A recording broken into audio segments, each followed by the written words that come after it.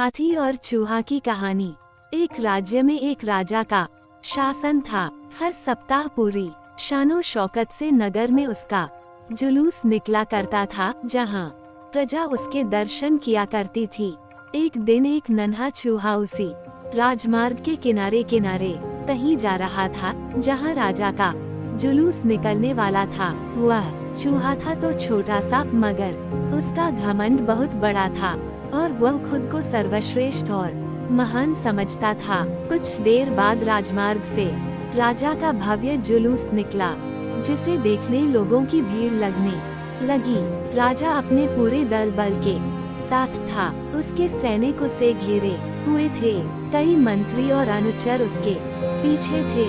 वो एक विशाल शाही हाथी पर सवार था। हाथी शाही था, इसलिए उसे भव्यता से सजाया गया था और उसकी शान भी देखते बनते थी।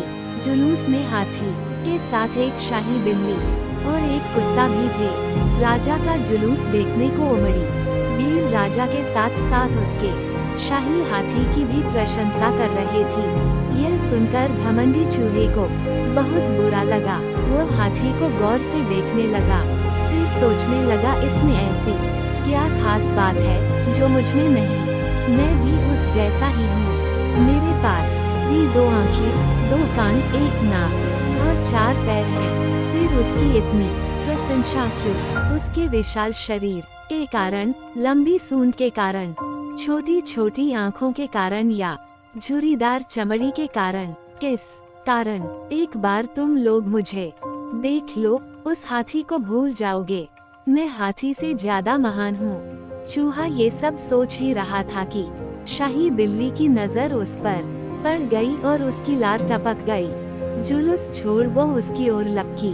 फिर क्या था, चूहा अपनी सारी महानता भूलकर दुम दबाकर भागा।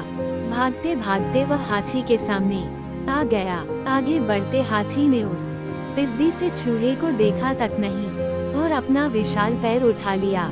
चूहा उसके पैर के नीचे कुचलने ही वाला था, मगर किसी तरह उसने खुद को बचाया। वहां से बचा तो खतरनाक कुत्ता सामने था, जो उसे देखकर गुर्राया। चूहा पूरी जान लगाकर वहां से भागा और राजमार्ग के किनारे स्थित एक छेद में घुस गया। उसका सारा घमंड उतर चुका था। उसे समझ आ चुका था कि वह इतना भी श्रेष्ठ और महान नहीं। सीख, किसी से मात्र रूप रंग की समानता